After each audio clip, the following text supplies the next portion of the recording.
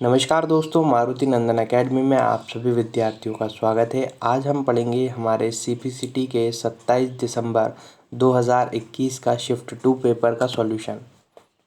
पहला प्रश्न है यहाँ पर, लाइनेक्स क्या है। दोस्तों, ऑपरेटिंग सिस्टम की बात कर रहे हैं तो ऑपरेटिंग सिस्टम जैसे विंडो ऑपरेटिंग सिस्टम हुआ, एंड्रॉयड एक ऑपरेटिंग सिस्टम है, ऐसे ही कंप्यूटर के अंदर लाइनेक्स जो है एक ऑपरेटिंग सिस्टम होता है।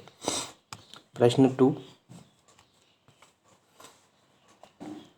कंप्यूटर कीबोर्ड की एक संबंध में पीआरटी स्क्रीन किसका संक्षिप्त नाम है। तो दोस्तों, ये शब्द जहाँ पर भी आपको कीबोर्ड पर दिखे समझ लेना। जैसे हम स्क्रीनशॉट लेते हैं मोबाइल के अंदर, ऐसे ही प्रिंट स्क्रीन का मतलब स्क्रीनशॉट लेना होता है कंप्यूटर के अंदर। किस टेप का उपयोग करके आप ओपन ऑफिस राइटर में फुटनोट जोड़ सकते हैं। तो हमें फुटनोट जोड़ना है, वो भी ओपन ऑफिस के अंदर, तो हम इंसर्ट टैब का उपयोग करेंगे। अगला प्रश्न, प्राइमरी मेमोरी को डैश। प्राइमरी मेमोरी हम सभी जानते हैं, मेमोरी दो प्रकार की होती है, एक होती है रैम, एक होती है रोम। रोम जो है वो प्राइमरी मेमोरी में आती है, तो जो है वो इंटरनल रूप से कार्य करती है।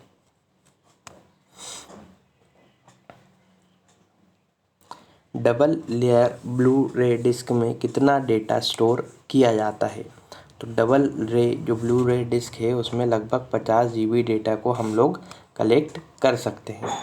अगला प्रश्न है, कैपेसिटर टच सेंसर डैश प्रकार के होते हैं।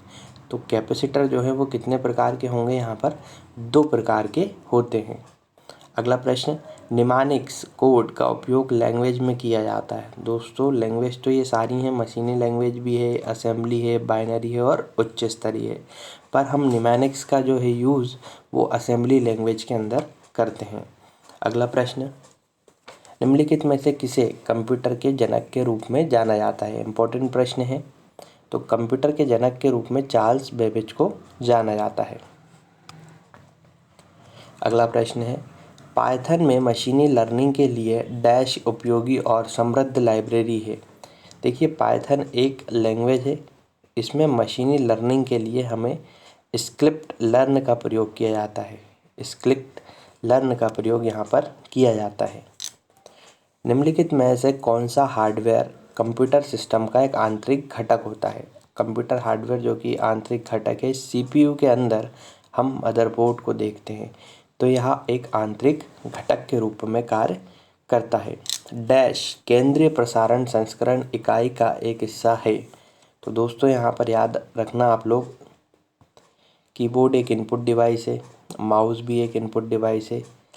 MICR जो है हमारा बैंक के अंदर चेकों को पढ़ने के लिए MICR का प्रयोग किया जाता है।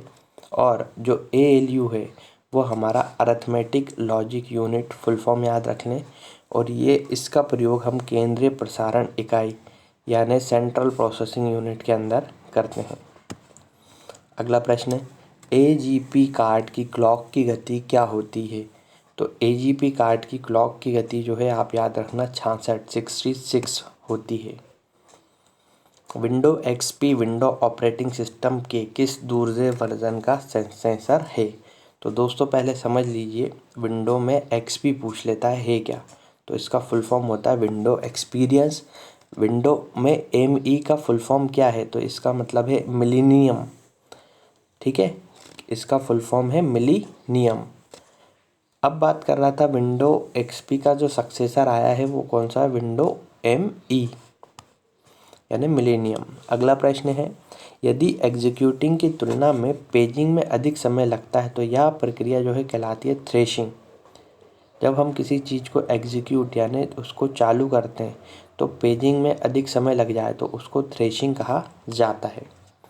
अगला प्रश्न, फायर वायर किसके द्वारा तैयार किया गया एक इंटरफेस स्टैंडर्ड है। फायर वायर जो है किसके द्वारा एक किया गया इंटरफेस स्टैंडर्ड है, तो यह एक एप्पल के द्वारा किया गया एक स्टैंडर्ड है। अगला प्रश्न है, डैश एक उपकरण है जो कंप्यूटर और टेलीविज़न को केबल लाइनों से जोड़कर संचारित करने में सक्षम बनाता है। तो दोस्तों समझेंगे सबसे पहले मॉडेम। मॉडेम होता क्या है, जब आप कभी भी किसी ऑनलाइन पर फॉर्म डालने जाते हैं तो आप एक मॉडेम की सहायता से इंटरनेट जोड़ सकते हैं और वहां पर अपने ऑनलाइन फॉर्म डाल सकते हैं। मॉडेम का पूरा नाम मॉड्यूलेशन और डिमॉड्यूलेशन होता है। अगला प्रश्न, निम्नलिखित में से कौन सा एक इम्पैक्ट प्रिंटर है। तो दोस्तों प्रिंटर तो इंकजेट भी है, लेज़र भी है, थर्मल भी है, पर एक इम्पैक्ट प्रिंटर की बात कर रहा है तो डॉट मैट्रिक्स प्रिंटर एक इम्पैक्ट प्रिंटर है। अगला प्रश्न, एंड्रॉयड ओएस एक डैश ऑपरेटिंग सिस्टम है। एंड्रॉयड ओएस मतलब ऑपरेटिंग सिस्टम होता है। कौन सा ऑपरेटिंग सिस्टम है, ओपन सोर्स ऑपरेटिंग सिस्टम। कौन सा ऑपरेटिंग सिस्टम है, ओपन सोर्स ऑपरेटिंग सिस्टम। अगला प्रश्न है कैट, CAT 5 ईथरनेट केबल में कैट का अर्थ क्या होता है। कैट का अर्थ होता है कैटेगरी, कैटेगरी यानी श्रेणी, कौन सी श्रेणी में है। अगला प्रश्न, हॉटस्पॉट क्या होता है। दोस्तों आप सभी जानते होंगे हॉटस्पॉट आजकल आप दैनिक दिनचर्या में रोज़ाना यूज़ करते हैं। हॉटस्पॉट एक्सेस पॉइंट इंस्टॉल करने वाला एक डिवाइस है जिससे कि हम हमारे एक नेटवर्क को दूसरे नेटवर्क में डेटा को शेयर कर सकते हैं। दोस्तों अगर आपको वीडियो पसंद आए तो अपने दोस्तों के साथ शेयर करें और लाइक करें हमारे YouTube चैनल को और सब्सक्राइब करें। धन्यवाद।